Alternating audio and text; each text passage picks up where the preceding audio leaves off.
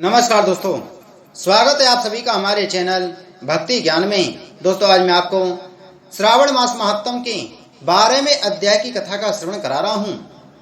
ईश्वर ने सनत कुमार से कहा, हे वृत्तजा, अब श्रावण महीने की शुक्ल पक्ष की तृतीय तिथि के शुभ स्वर्ण गौरी व्रत को कहूँगा।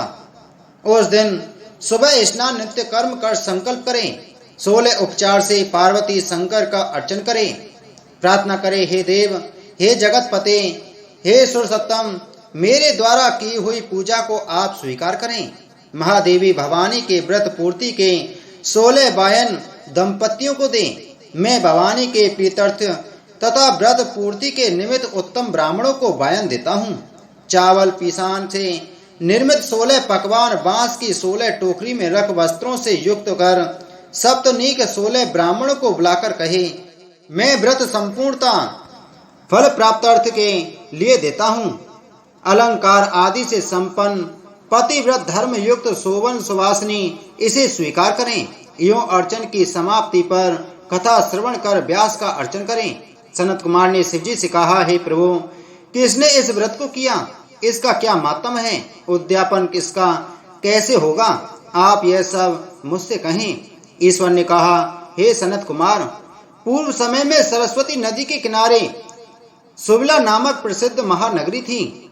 उसमें कुंवर के तुल्य चंद्र प्रभा नाम वाला राजा था। उसके रूप लावण्य से युक्त सौंदर्य, मुस्कान युक्त मनोहर कमल सदस्य नेत्र वाली महादेवी और दूसरी विशाला नाम वाली 2 रानियां थीं। इनमें से राजा चंद्रप्रभा को ज्येष्ठ महादेवी अधिक प्रिय थी। एक रोज राजा शिकार की कामना से वन में गया। वहां सिंह, शार्दूल्य, 12 अरना, भैंसा, हाथी का शिकार कर प्यास से दुखी हो राजा उस बड़े वन में घूमने लगा। राजा ने अप्सराओं के तालाब को देख उनके किनारे पर जाकर उस तालाब का उत्तम जल पान किया। अप्सरा गणों को भक्ति युक्त गौरी का अर्चन करते देखा। उन अप्सरा गणों से कमल नेत्र वाले राजा ने पूछा, आप यह क्या कर रही हैं? वे बोली, हे नरोत्तम, हम स्वर्ण गौरी का व्रत करती हैं। राजा ने कहा, हे देवियों, इसकी विधि तथा इसका फल भी आप विस्तार युक्त मुझसे कहें। उन स्त्रियों ने कहा, हे राजन, श्रावण शुक्ल तीज के रोज स्वर्ण गौरी नाम का यह व्रत किया जाता है। इसमें परम प्रसन्नता तथा भक्ति द्वारा पार्वती और शंकर का पूजन किया जाता है। 16 तार का डोरा अपने दाहिने हाथ में पुरुष व बाएं हाथ में स्त्रियां बांधती हैं।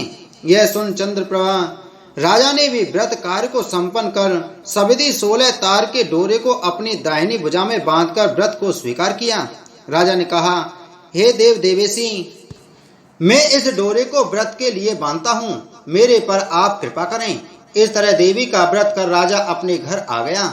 भुजा में डोरे को देख अति क्रोधित हो बड़ी रानी ने पूजा और उस डोरे को भुजा से तोड़कर बाहर पेड़ पर फेंक दिया। राजा ने रानी से कहा, हे प्रिय, ऐसा ना कर। यो मना करने पर भी रानी नहीं मानी। वह सूखा पेड़ उस डोरे के स्पर्श से हरे पत्तों से संपन्न हो गया। इस बात को छोटी रानी ने देख आश्चर्ययुक्त हो उस पेड़ से टूटे हुए डोरे को अपनी बाईं भुजा में बांधा। उस रोज से, उस महीने के मातम मात्र से वह छोटी रानी राजा को सर्वाधिक प्रिय हो गई।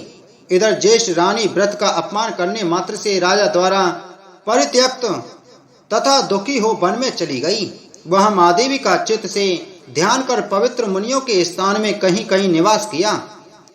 पर श्रेष्ठ मुनियों ने उसे देखकर कहा, अरे पिशाचनी, चली जा। वह तिरस्कृत तथा दुखी रानी घोर जंगल में घूमती हुई एक जगह बैठ गई। उसी समय रानी के आगे देवी दया से प्रकट हो गई। देवी नृप्रिया रानी ने भूमि पर दंडवत प्रणाम तथा स्तुति की। हे देवी, आपकी जय हो, आपको नमस्कार है। हे भक्त वरप्रदे, आपकी जय हो। हे शंकर बामागे, आपकी जय हो। यो भक्ति द्वारा देवी के वर प्रभाव से गौरी अर्चन तथा व्रत किया। व्रत के प्रभाव से राजा उस बड़ी रानी को अपने घर ले आया।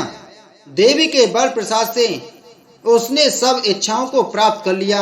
दोनों रानियों के सहित राजा संपूर्ण राज्य का उपभोग कर समृद्धशाली हो गया। अंत में दोनों पत्नियों सहित राजा शिवलोक को चला गया। बोलो श्रावण मास महात्म की जय। बोलो भगवान शिव शंकर की जय।